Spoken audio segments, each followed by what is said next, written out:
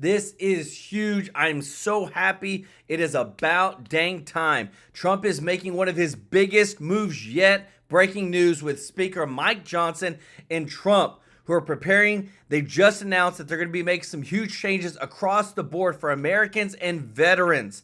That they said they're not going to make the same mistakes that they did back in 2016, where they moved slowly. Johnson has talked about voter integrity, changing the laws, and looking into all the swing states, because there's a lot of things that happened at the last moment for certain houses and Senate seats that went blue, which doesn't make any sense. They announced more tax cuts, money for seniors, and really helping our veterans by reallocating all illegal immigrant benefits to veterans. No more homeless veterans, everybody. Donald Trump literally said he's going to make it a personal mission of his to eradicate veteran homelessness. We will take care of those that have fought for our freedoms. I love it. I'm so happy. This is just so amazing. We're going to start off with some fireworks because we shouldn't have any homeless veterans. We have new reports that transcripts confirm that the January 6th committee that investigated the January 6th riot lied about Trump attacking Secret Service. They lied about so many other things that happened on the January 6th committee, and all the truth is coming out. This is amazing. We have Elon and Vivek, who have been now coined, this literally just happened moments ago, that they are going to be running DOGE, the Department of Government Efficiency, where they are going to bring business entrepreneur mindsets to the government to cut fat, cut wasteful spending, and give more money back to the American people. Trump has just released a whole slew of cabinet members that he has nominated, and we've got the whole list we're going to go over in just a moment. But just want to say thank you to everybody that's watching. If you're not subscribed, please hit that subscribe button. And if you don't mind, click the thumbs up like button. We really do appreciate and are so grateful for your support. And just want to say thank you to all of our members already killing it in the chat. Let's go. And thank you to everybody that supports the channel through the Super Chat donations. We are truly grateful and so thankful to be able to serve you every day. But let's get right into it because this is some groundbreaking news. We've been waiting for it for a long, long time, and I'm so happy with what you're about to hear. Check it out. It is a beautiful morning in Washington. It is a new day in America. The sun's shining, and that's a reflection about how we all feel. This is a very, very important moment for the country, and we do not take it lightly. We did work really hard to bring this day about. The actual statistics are even harsher than you said, Richard. My team calculated, they told me last night, actually, when it was all said and done, it did more than 360 campaign events in over 250 cities across 40 states. And I logged enough miles to circumnavigate the globe 5.5 times. But it was worth it. It was worth it. And we got extraordinary candidates. We flipped blue seats to red as we planned, and we kept this majority. We expect that the majority will be larger than last time. We still have a number of races outstanding, but we're very optimistic about those.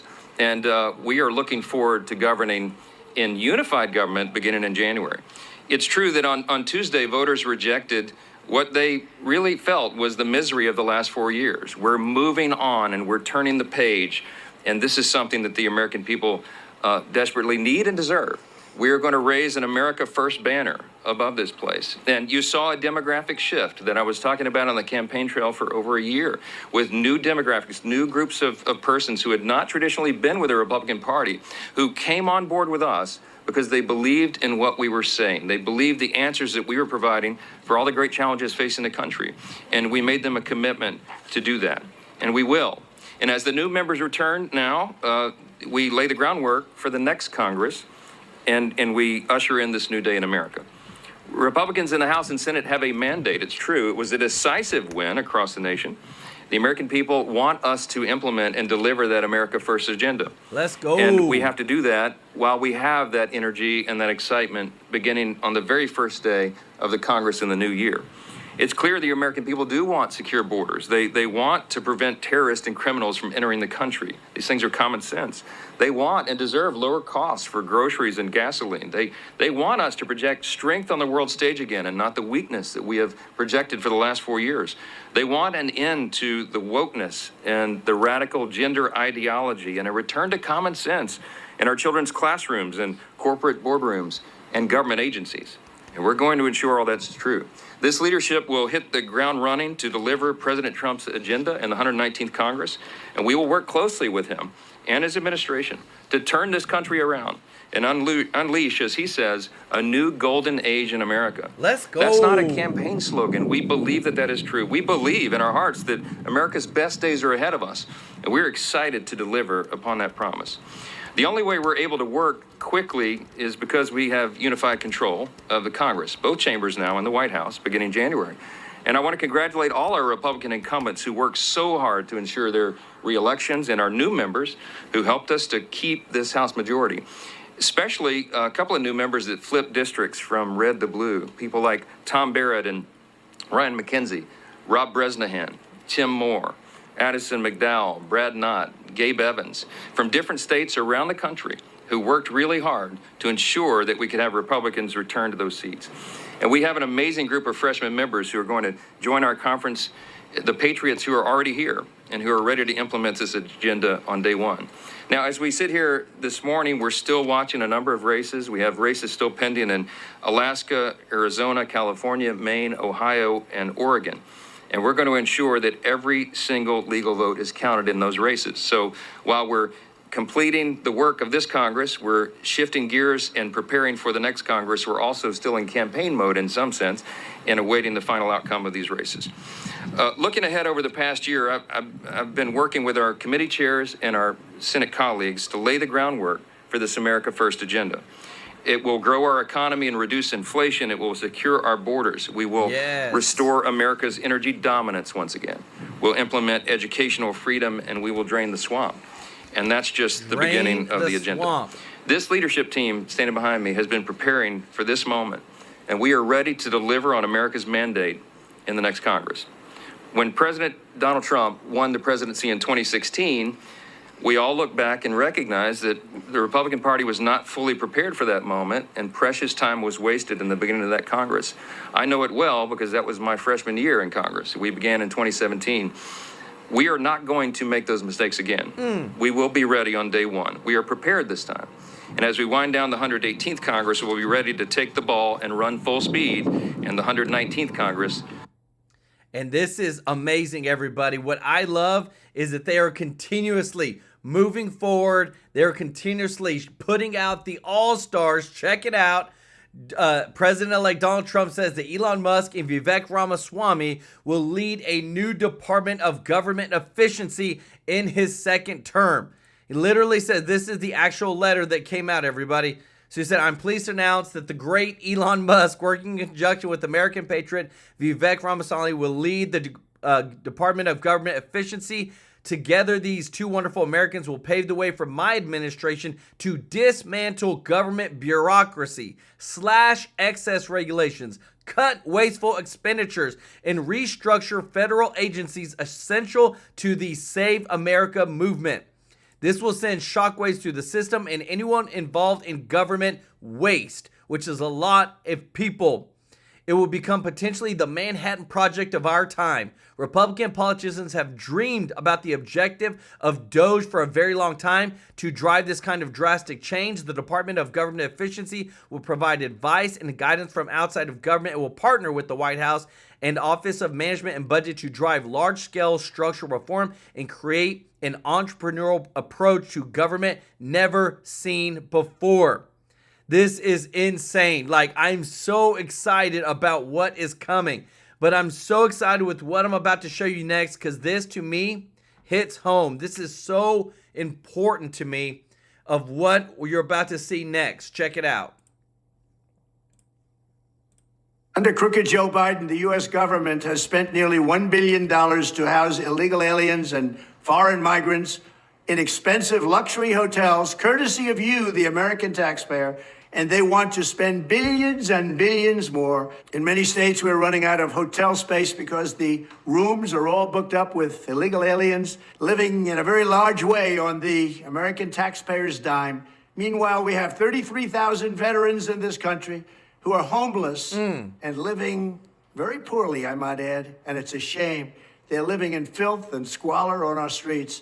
Nobody is doing a thing for them. We helped them a lot during my 4 years, and it's all been dropped. Everything we did for our veterans has been dropped. It's a disgrace. Joe Biden puts illegal aliens before homeless veterans, and we cannot let this happen any longer. The American veteran is one of our greats. These are great, great people. We have to take care of them. On day one, I will sign an executive order to cut off Joe Biden's massive spigot of funding for shelter and transport of illegal aliens and redirect a portion of those savings, a very large portion, I might add, to provide shelter and treatment for homeless American veterans. I will make it a personal mission to totally eradicate veterans' homelessness in America by the end of next term. You'll see a big difference, just like you did at the VA, just like you did with, frankly, everything we touched. The border was the best border we've ever had. We were energy independent. We were soon going to be energy dominant. Our country was doing great. We had no inflation. We had the best economy in history. We're going to take care of our veterans. If you have served this nation in uniform, the Trump administration will never betray you as Joe Biden and the radical left Democrats have done. They have truly betrayed you. Anybody voting for a Democrat is very foolish, very, very foolish. We certainly will not be putting illegal alien lawbreakers up in ultimate luxury while American veterans lay shivering on the sidewalks below. Unlike Biden, our loyalty will not be to illegal aliens who have violated our borders and come into our country illegally. They've trampled our sovereignty. It will be to the brave men and women who enlisted their lives to defend our borders and to protect our sovereignty. Thank you very much. We're going to take care of our veterans. I love it, everybody. We're going to take care of our veterans, put them first, and make sure that they get the rightful money that they need to take care of themselves. Thank you so much, El Prophet, for the super chat. Let's go. Y'all show El Prophet some love in the chat, everybody.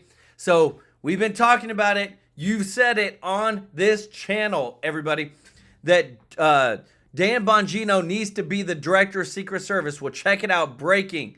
This is Trump is considering Dan Bongino for the director of Secret Service. This guy is, I want to see it, everybody. I want to see it. I think he would do a phenomenal job. I think he is the right person for it just because everything that he has said, he has been so right on. And there's more things that are coming out that his sources tell him of what's going on. Check it out. So that the things I'm telling you fit into a bigger narrative. And one of the things I've always told you is gauge the effectiveness of where you are politically in your strategy by the response of your political opponents. When they freak out, you can tell you're doing something right. The Trump transition, which has just started, has been so effective that the media, again, does not have their sea legs. There are actually people on late night shows crying that Donald Trump won. Now, if this doesn't show, this John Dickerson clip, it's quick, but this John Dickerson clip, now this guy claims to be a journalist. He's crying. If this guy, now I'm an opinion guy, folks. I've shed a few tears on this show when things broke really bad. I don't care, turn in your man card, whatever. I'm an opinion guy. I don't pretend to be a journalist. If you're pretending to be a journalist and you're not pretending to be a partisan actor, why the hell would you be crying that Donald Trump won? You don't believe me? Watch it yourself. Check this out. How would you explain that to a 14-year-old today? How would you explain this election? I'll try not to think about my boys, because... Yes. What in the was that? This guy's pretending to be a journalist. His entire job is to be a nonpartisan actor, to put out there the facts. He's crying. What the hell's going to happen to your boys? What are you even talking about? They won't have to have their nads cut off because some crazy left-wing lunatic tells them they're a girl or something? What is wrong with these people? Just don't pretend. Just be honest. You're obviously a liberal who's upset that the conservative candidate, DJT, won. Just be honest about it. I'm not, there's no faking the funk on my end at all. I'm happy. I don't like Kamala Harris. I don't like communism. Why are you such a phony and a fake? Me neither. Here's another gem. Folks, you know Deep State Kendel Lannan? Put up the Intercept article first. I can't play this article. I cannot play this on the show more. Kendel Lannan, whenever you see an article by NBC, remember this name. Everybody remember the name. Everyone in the chat now, promise me you will remember the name.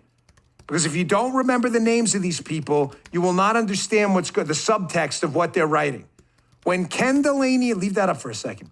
When Kendel Lannan at NBC speaks Assume it is for the intelligence deep state. Someone in the deep state intelligence thing that hates us is talking for him.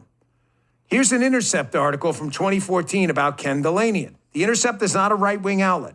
They call him the CIA's mop-up man. They note that he runs his stuff by the CIA basically before he goes out there and puts it out there. Kendel Lannan was a PP tape hoaxer. He was a Spygate guy. Kendel Lannan is a disaster. When he's talking, assume it's the deep state, and you'll be fine. Listen to this clip. This is really important. It's Kendel Lannan, obviously.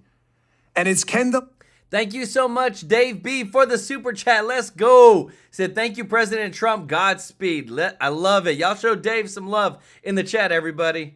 Lannan whining that he thinks people involved in this weaponization and lawfare of the government against Donald Trump may find themselves under investigation themselves. This is the deep state whining through Ken D. The D.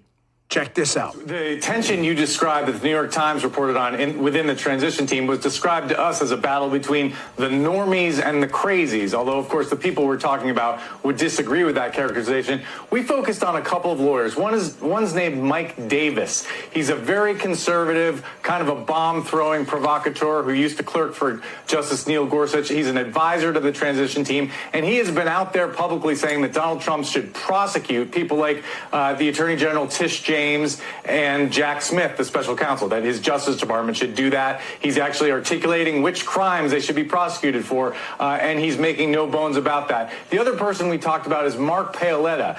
He is the former general counsel of the Office of Management and Budget in Donald Trump's first term, and he has been out there not specifically advocating that the DOJ should prosecute individuals, but he is justifying the idea that the president can order the Justice Department to investigate and prosecute specific cases. So he's laying the legal groundwork. Now, the thing about that is that would violate 5 decades of norms post-Watergate, which said that the Justice Department should be independent from the president, that the president should never say, go investigate that person.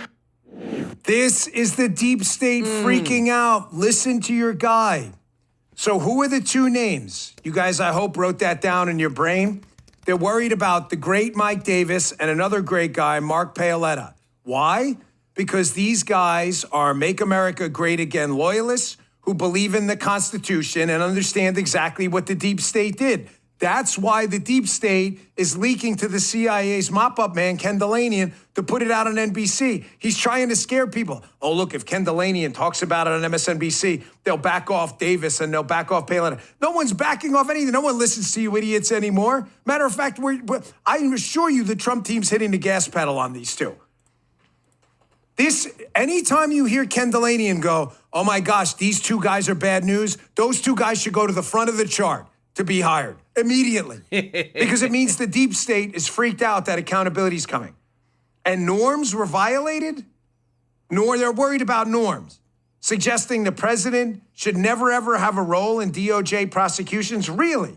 That's never happened? Folks, as for Kendel Lannan's assertion, again, speaking for the deep state, he's their puppet. We're really worried about Mike Davis and Paoletta influencing DOJ appointments and all this other stuff because the DOJ will be influenced by Donald Trump. Please cut the BS. Please stop. You're making a fool out of yourself, Ken. We all know Biden pushed Garland to prosecute Donald Trump. How would you know that, Dan? Well, I'm going to cite a far right-wing source. Michael, you know, the far-right outlet called Politico. Very far right. I mean, they are as MAGA as it gets. Dan, Politico? Isn't their nickname bullshit? Yes, it is. This is actually a far left site. Of course, I'm kidding. But this is actually Politico. White House frustration with Merrick Garland grows. Who do you think leaked that, folks? The White House. Because they were pressuring Merrick Garland behind the scenes to prosecute Donald Trump. And the prosecutions, which, by the way, happened, and you have Jack Smith, you have Colangelo over at Twinkie's office in Manhattan. Biden wasn't happy because they weren't moving fast enough. That's the only reason. So please stop the bullshit, Kendel Lannan. Stop. I know you're the CIA's mop-up guy. The deep state's whining. The deep state's finished. It's over. We've got 4 years to clean up the mess, and I promise you, we're not stopping until everybody who had their fingerprints over this deep state madness gets fired.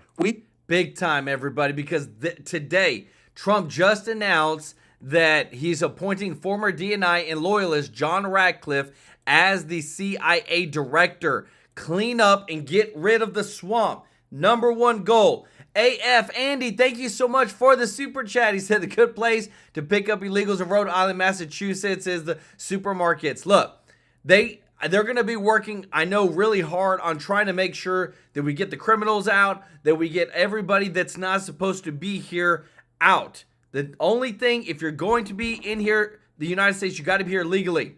Thank you so much, Andy. Y'all show AF some love in the chat. So guess what? So we've got John Ratcliffe as being appointed for the CIA director.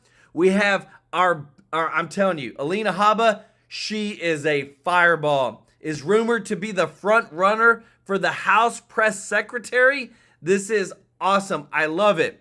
Not only that, we have, we just showed you that Elon Musk is going to be running the Department of Government Efficiency with the Vivek Ramaswamy. Well, guess what? Now Elon Musk is reportedly maybe buying MSNBC from Comcast. Because remember, we showed you that Comcast, they're literally saying is going to be put up for sale, MSNBC, because they've laid off so many people and they have no viewership. Nobody wants to watch them lie and gaslight people all day long. People are done with it. They're tired. They want the truth, and they want to make sure that it's an American first agenda. And this, I love this, because the more that we see this, even across the aisle of what's happening with lawfare, it's all going away. All those fake cases are going away. Check this out. Loud and clear against the lawfare on Trump, but some Democrats still aren't ready to drop their dream of seeing their chief opponent in jail. New York Judge Juan Merchan has decided to delay his ruling on whether or not to toss President-elect Trump's felony fraud conviction, postponing a decision on the matter until next Tuesday. Andy McCarthy's blasting the judge for taking the easy way out. So he's not a guy who easily admits that he was wrong. Seems to me that this ruling allows him to continue that record. Basically, he doesn't have to deal with Trump's claims of error. He doesn't have to deal with the immunity issue. He gets to basically not admit error, and everybody gets to carry on. And while Merchan weighs what he's going to do, New York Attorney General Tish James, who built her entire political campaign on vowing to take on Donald Trump, is doubling down on her efforts to be a thorn in the side of the president-elect.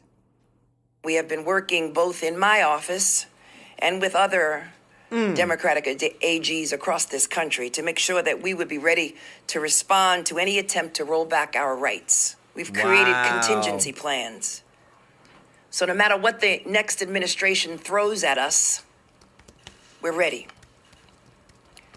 We're ready to respond to their attacks. Judge, we pulled you out of court today from the Daniel Penny case because this was all breaking during the show, and you didn't even have a chance to read it. And now you're covering 3 different legal stories today. Let me give you a chance to tell us what you think of this now. Well, Judge Merchan has delayed the sentencing twice. He's in a tough situation because the case that he tried is one that is loaded with reversible error.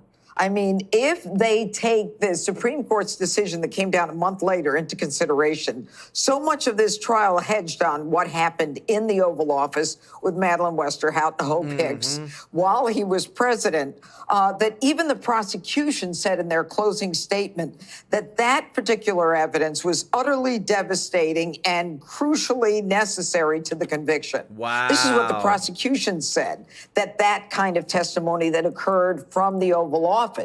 So that's almost an admission that there is reversible error in this thing. So now what you have is both the prosecution and defense, they're both looking to adjourn.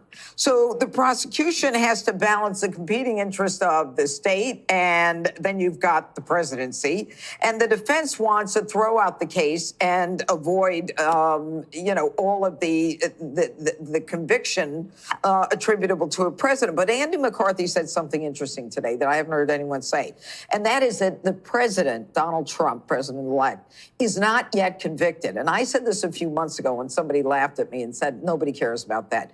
You're not technically convicted until you're sentenced. Yep. So if this thing is reversed and thrown out on a 330 motion to vacate by Judge Merchant, then that's the end of it. He's free.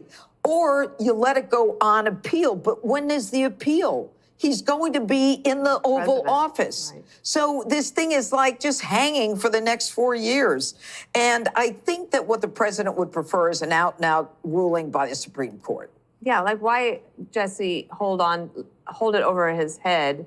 It does, to me, feel like a little bit of an easy way out that you didn't have to make a decision. They're looking for an off-ramp if they're good people. I don't know if they're good people, but he has the immunity ruling and he has the fact that you can't go after a sitting president. So it's right there for him to just knock this thing down and do the right thing. Will he do it? I have no idea if he'll do it or not. I know Bragg is probably trying to save face, but he could just be as malicious. I don't know. I know Tish James doesn't seem to be as conducting an offensive campaign against Trump. She looks to be more defensive. She might be worried about maybe the Department of Justice or the House Republicans investigating her, maybe bringing her in to testify, maybe hitting her with prosecutorial misconduct, malicious prosecution, wondering what she was doing, if she was colluding with the Biden Justice Department. That's something that the White House and the Department of Justice and the House Republicans, they're going to have to decide if they want to go there. And they could if they want. That's not revenge, Jessica. That's accountability. Now, it's weaponization. Don't you dare. She's also probably going to be suing the Trump administration over illegals and the environment. They all are going to do that. But Trump's in a different position now because he's going to control all this money. And he had a phone call with Hochul the other day, and he wants to make New York City as beautiful as it should be. Yes. It's the crown jewel. So if he wants to flood this city with projects, infrastructure, trillions of dollars, which we need, look around, and you have this stupid woman suing the pants off of him over nothing, then he can say, wait a second, why are we giving you all this money if you guys are suing me over BS? And the power brokers in New York, who control Tish James's political career going forward, they could say, lady, knock it off. We have bigger fish to fry. Loud and clear. And I'm telling you this, everybody. The truth is coming out like never before. Check this out. So this just reported. So they're still, remember, behind the scenes, things are still being investigated. They're still checking on things. Well, transcripts confirm January 6th committee lied about Trump attacking the Secret Service. They are going to be held accountable. All these people that are being added to Trump's cabinet, to Trump's team, are what? They're loyalists. They're like America First agenda people. And that's what we need. We do not need any more deep state swamp people. No more rhinos. Trump knows it. And this is the thing. The thing about business people is that they learn very quickly from their mistakes. Because you can't be a billionaire and continue to make lots of mistakes. And now Trump knows he's been through the first term. Now they're calling out all these lies that happened on the previous with the January 6th riot and all that. And it's just amazing that now we're getting to see, even now with this, check this out. So this breaking news came out too, that they're not going to stop. We heard Mike Johnson say earlier, like there's going to be a voter ID, there's going to be election integrity. They're going to look into a lot of these things. So the GOP Senate candidate, Eric Hovde, I think that's how you pronounce his name, hopefully I'm right, but says of Wisconsin, said he was ahead on election night, but then suddenly lost the lead when his opponent won nearly 99% of ballots dumped at 4 a.m. in Milwaukee. Hovde also said he's been reached out to about precincts in Milwaukee having over 200% turnout.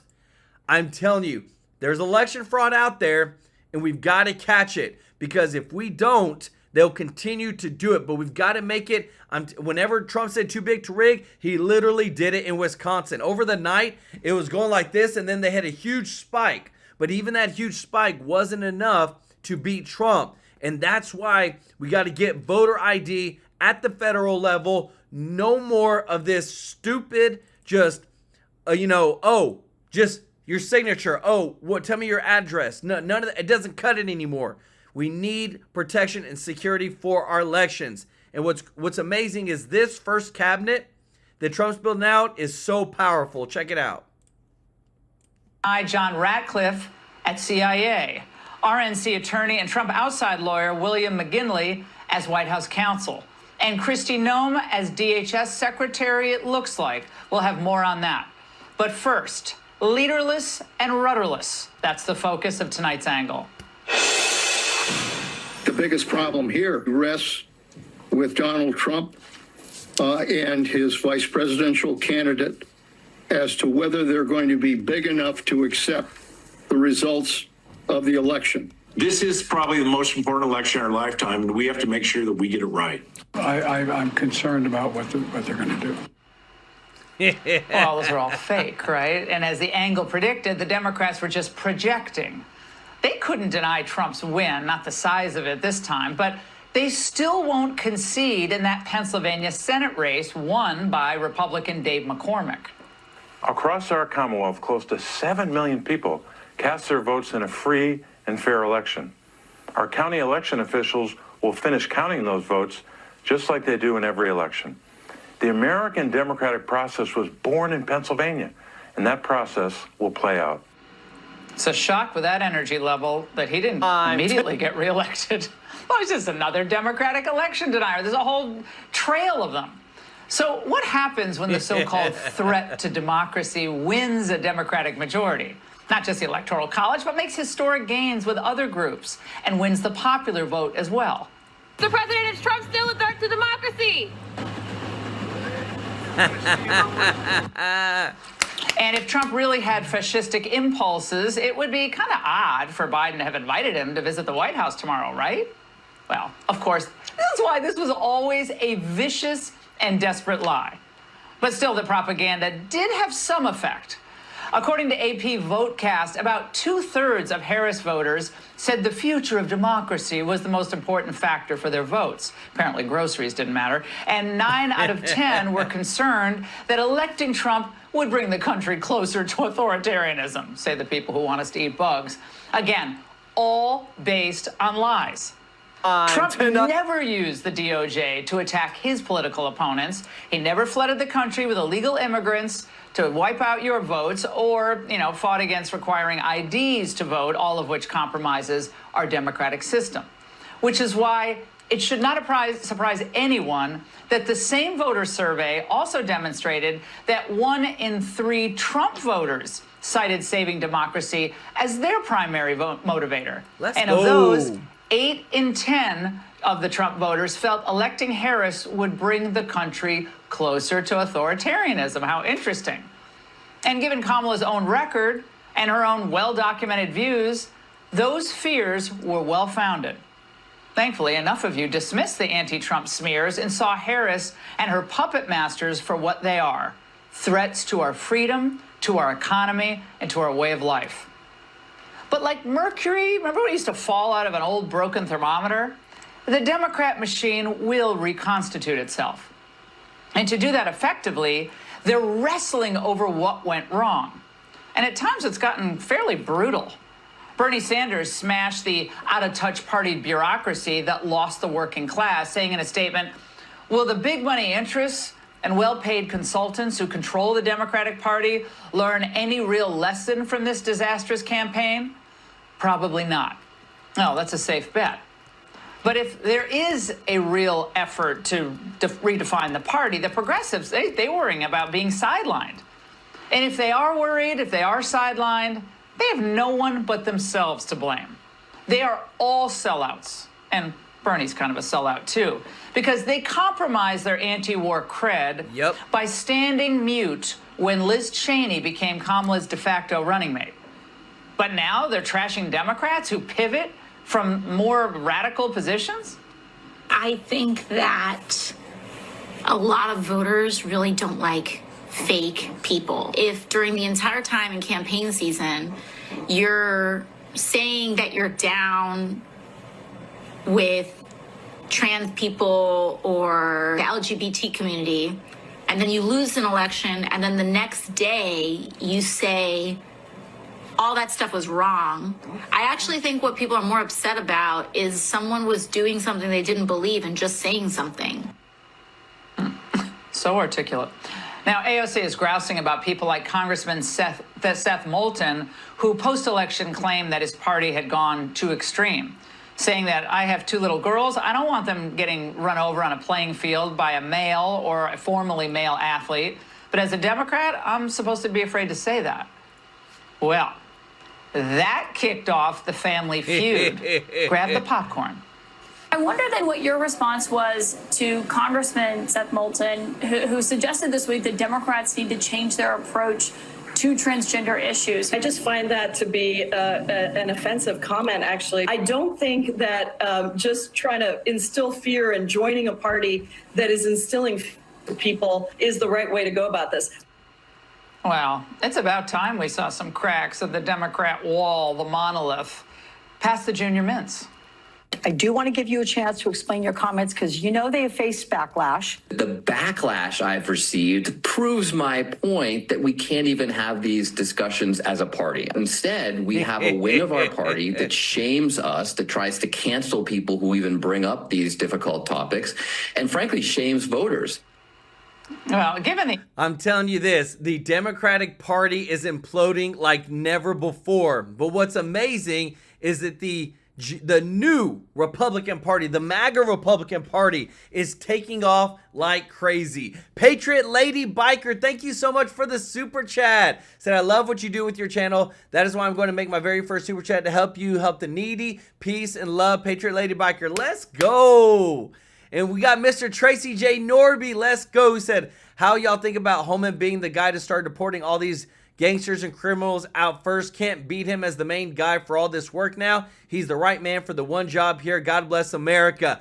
100%. Holman is going to kick butt. I've got a video to show you where he says, I don't care who you are. If you don't want to work with us, state governors, we don't need your help. We're going to do the job. We're going to make America safe. Let's go. Y'all show Mr. Norby and Patriot Lady Biker some love in the chat. So we've got, remember, now that Marco Rubio is going to be the Secretary of State, DeSantis is now looking, and a lot of people are throwing out Lara Trump's name to be in the Senate. Guys, this would be insane. She's a fireball. She co-led the RNC. She helped to bring back so much voting integrity back to our elections. Remember, the RNC hired over 230,000 poll watchers and poll observers. They had over 500 lawyers in every single swing state. They were ready. That's why, again, I believe we had such a difference in our elections was because of her and the other leader. But we need those types of people that will do whatever it takes to make sure that we get fair elections and put America first. And I'm telling you, this second term strategy Trump has is going to be revolutionary. Check this out. There's an exhilarating startup culture emanating out of Mar-a-Lago, where Trump and his transition team are pulling in the best and brightest into rooms and asking them, what do you got? Elon Musk has a seat at the table, and he's spitballing ideas that have never been tried in government. He's been camped out at Mar-a-Lago and sitting in on hiring sessions. And Trump's drinking in Elon's ideas and stress testing them. Axios says the two billionaires are fusing into a new powerful governing media paradigm. Let's Elon go. calls himself the first buddy. Trump's granddaughter, Kai, says Elon's already achieving uncle status. The transition team's moving fast and already shaking up Washington. And this just in. Fox News alert, Donald Trump has announced that he's nominating Fox News host Pete Hegseth to serve as Secretary of Defense. Pete's a decorated Army combat vet who did tours in Iraq and Afghanistan and has been a fierce advocate for veterans on and off the air. He's a Princeton and Harvard guy and a great husband and father and one of our favorite people here at Fox. No one loves America more than Pete, and no one will defend our interests at home and abroad with more seriousness and strength. He'll be working right alongside former Director of National Intelligence, John Ratcliffe, who has just been named CIA Director.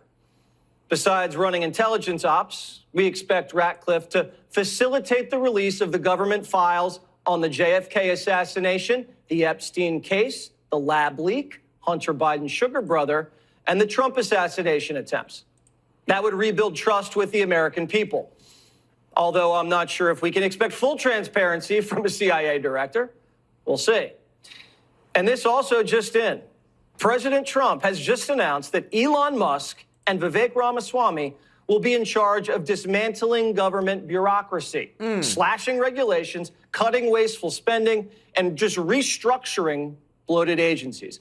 These two will lead the Department of Government Efficiency, DOGE, D-O-G-E. Trump likens it to the Manhattan Project, which will make the government leaner and more effective in order to better serve the American people. The government's long been an orgy of fraud and abuse, and Trump promises that although it'll send shockwaves through D.C., it'll ultimately be a gift to the American people on our 250th birthday, which we'll be celebrating in 2026. South Dakota Governor Kristi Noem has been tapped to be Secretary of Homeland Security. Thank God Mayorkas is gone. This is a big job for Governor Noem. She'll oversee the Secret Service, FEMA, Border Patrol, and ICE. That's a lot of bureaucracy to wrap your arms around. Bureaucracy with a lot of problems. She'll have her work cut out for her. Former Arkansas Governor Mike Huckabee has just been named ambassador to Israel. Not Jewish, but close enough. We're still waiting for Trump to name his Attorney General, Treasury Secretary, Press Secretary, and Health and Human Services person. We're wondering where RFK Jr. is going to land, along with Tulsi Gabbard. As Trump picks his cabinet, the world is watching. Iran has done a 180. The mullahs are saying, President Trump, sorry we tried to kill you. Let's make peace. And the president of South Korea is practicing his golf swing for the first time in 8 years. He's expecting to play a few rounds with 47. Oh, and the media is in full retreat. Reports say CNN's going to be axing top stars and making others take pay cuts.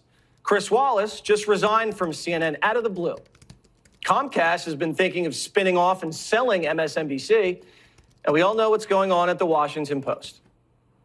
Oh, and Mark Cuban just got caught deleting all of his pro-Harris tweets, like no one would notice. Every Democrat's trying to wipe away any fingerprints they've left on this campaign.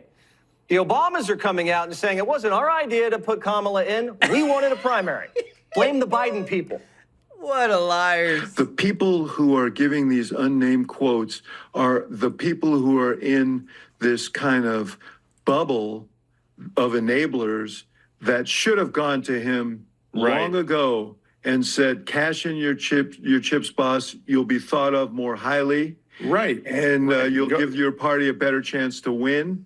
But they are all, holding hands in this circle of denial. No, they were part of the cover-up. If he had walked away, it would have been country over self. I think people would have admired him for it. And it really, I'm just, anyway, I've said my piece. Nancy Pelosi says the same thing. It's all Biden's fault. But the ladies of The View, they're going to bat for Joe. Let's go. You've got nothing good to say, don't say anything at all.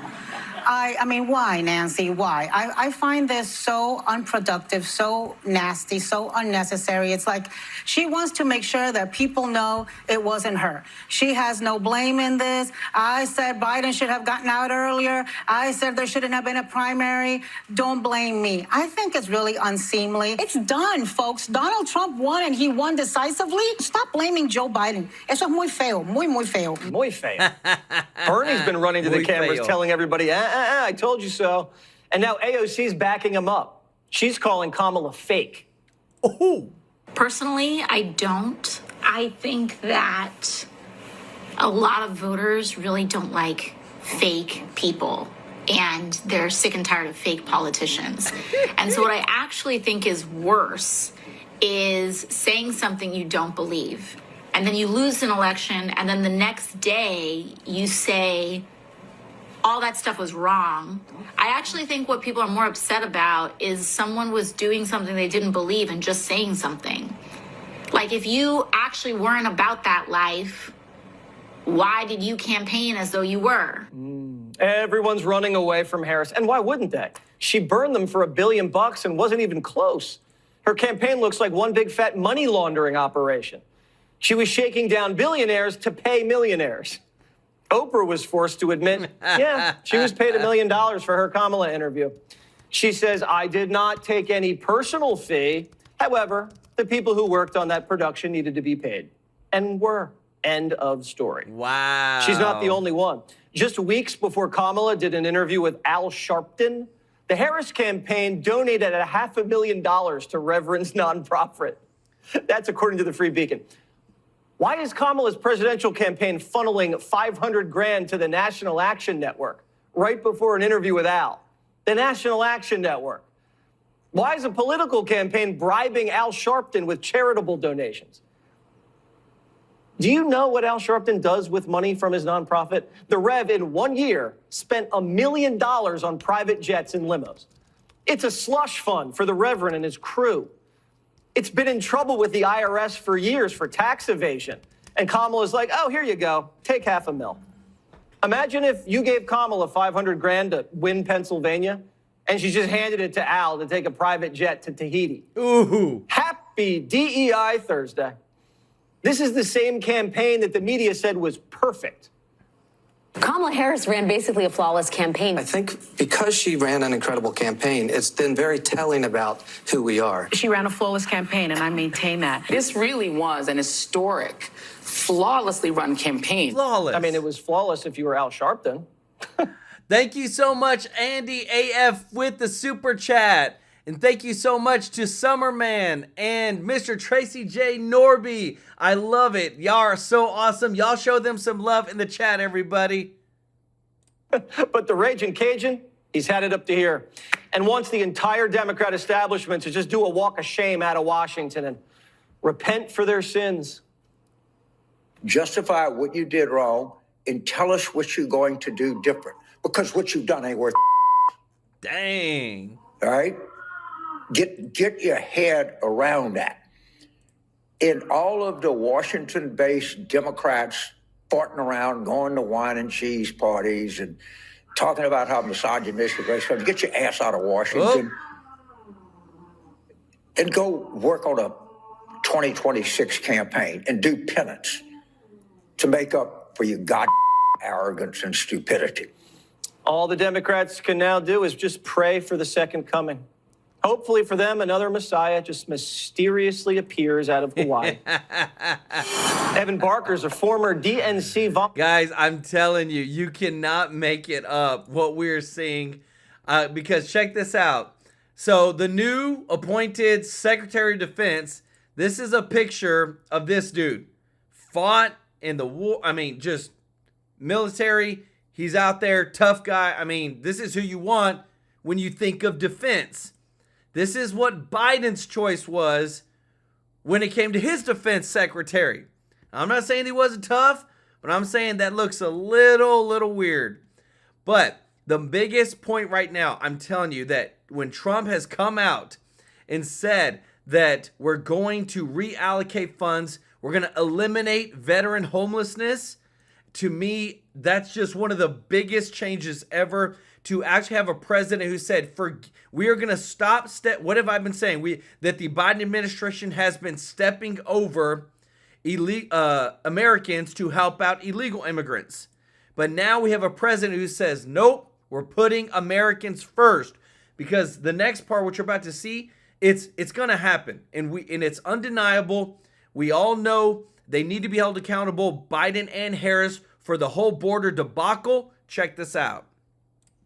Well, Democrats are already preparing to push back on former President Trump's planned migrant deportation program. Massachusetts Governor Maura Healey is already declaring that her state will not comply. If the Trump administration requests it, would the Massachusetts State Police assist in mass deportations? No, absolutely not. Every tool in the toolbox has got to be used to protect our citizens, to protect our residents, and protect our states, and certainly to hold the line on democracy and the rule of law. But the president-elect's newly named border czar, Tom Homan, says he won't be stopped by sanctuary cities or states. Watch. And look, I've seen some of these Democratic governors say they're going to stand in the way. They're going to make it hard for us. Well, a suggestion: if you're not going to help us, get the hell out of the way, but we're going to do it. So if we can't get assistance from New York City, and we may have to double the number of agents we send to New York City, because we're going to do the job. Let's we're go. going to do the job without you or with you. But And Homan defended the president-elect's deportation plan, saying that it puts our national security first. President Trump has made it clear we will prioritize public safety threats and national security threats first. If you're in the country illegally, you shouldn't feel comfortable. Absolutely not. I won't feel comfortable if I'm in the country illegally. You shouldn't be comfortable either, because when you enter this country illegally, you have committed a crime. You are a criminal, and you're not off the table. There's been a big comfort that illegal entrants have enjoyed for quite some time now. The whole point is you shouldn't be comfortable. I mean, isn't it amazing just to see that, just the transformation, you know, that attitude, rather than the sort of nonsense we've had for 4 years. Just a quick point on the attitude of these Democrat governors. What Orwellian doublespeak there from the governor of Massachusetts? She's like, we're going to protect our people. Excuse me, you have people who are illegally here, they shouldn't be in the first place, violent criminals, assaulting, in some cases murdering American citizens, and she's going to protect the criminals? Wow. It's just absolutely extraordinary. And that's what's been happening for 4 years. We talked about this last week, Harris, that indeed, where was the protection? Where was that strength during the last 4 years when our American citizens have been under attack? Well, and I would add to that, Emily, where was the compunction to use it if it even existed in the first place? I mean, where was the intestinal fortitude to look at the southern border? And by the way, we don't talk enough about the northern border, but to look at how porous our entry points on our country have been throughout this administration. Where was the intestinal fortitude to say, no, enough. We're going to do this the right way. We want legal immigrants in this country. I just don't know. It's like she lost her voice, Kamala Harris. I'm not sure, but she was in charge. With or without the title of czar, she was the vice president who Biden picked to solve the problems on the border. And it seems, Kaylee, that messaging, that's what the voters spoke. That message of not again, no more, and it's time to prioritize Americans, which Tom Homan will clearly drive. Tom Homan is incredible. Tom Homan is tough, firm. He's the guy to get the job done. I'm glad he, his borders are. But prepare for that man to be villainized and demonized, and Trump too, and Stephen Miller too. But here's the courage and fortitude and what they could rest upon. 54% in an Ipsos poll said they want mass deportation. Public opinion has shifted. They stand behind the plan of the Trump administration. Because why? 8 million plus legal immigrants have entered the country. 50,000 pounds of fentanyl since Biden took office. That's enough to kill every man, woman, and child multiple times over in this country. 24,000 Chinese nationals in 2023 alone crossed our border. That's why Tom Homan conveys his message with so much passion, because he has seen the risk that you all are at because of a lawless southern border. He may be villainized, but the American people are behind him. Kaylee, your thoughts? Well, I would just note that Fox's Bill Malugin has pointed out that Massachusetts actually has some of the worst cases of migrant crime in the entire country. Horrible case. It defies all logic and reason that the Democratic governor of Massachusetts would go on camera and defend those kinds of criminal migrants who should have been deported a very long time ago. And you're right, Kaylee, the vast majority of the American public stands behind the mass deportations. This isn't controversial. It's basic law enforcement. If you are violating U.S. law, you do not belong here. And so we'll see what happens in the days ahead, but I would imagine that the Trump administration is going to get pretty strict with some of these sanctuary cities in particular, not just sending a few hundred more ICE agents, but actually putting at risk the federal funding of cities and states that refuse to abide by federal immigration law. As they should. And I'm telling you what, we finally, when I think of the dream team, everybody, we're going to make a list. I didn't even know Tom Homan was on the list, but the way that I hear him speak so forcefully, adamantly, we're going to protect Americans. We're going to protect our country. It just makes me think, man, that's the guy you want. Mayorkas, these other guys, heck no. You've never heard him speak like how this guy is speaking. And I'm thankful that Trump is just surrounding himself not just with great people, but with loyalists to the America First agenda. Summerman, thank you so much for the super chat. Mr. Tracy J. Norby. Dave B. he said, for the vets, please. Same as Mr. Tracy J. Norby. Y'all show them some love in the chat, everybody. And that's what we're going to do.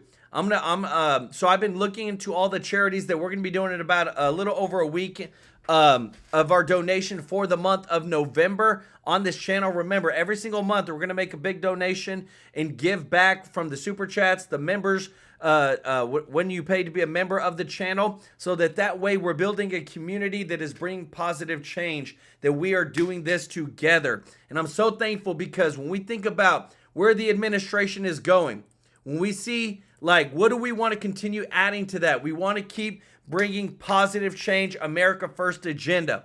And I just want to say thank you to everybody that's watching. If you're not subscribed, please hit that subscribe button. And if you don't mind, click the thumbs up like button. It really does help to grow the videos if you haven't. And thank you to everybody that has given a super chat donation today. L Prophet, Dave B, Emma Hunter, Andy with AF, Patriot, Lady Biker, Mr. Tracy J. Norby, Summerman. Thank y'all so much for your support. This community that we've got, I'm so thankful. Like, trust me, I remember when we had 0 subscribers. Now we have over 150,000. And it's just such a blessing that not only are we just reporting the truth, but we're also bringing positive change through our donations and giving to the Isaiah 117 house, to the Samaritan's Purse.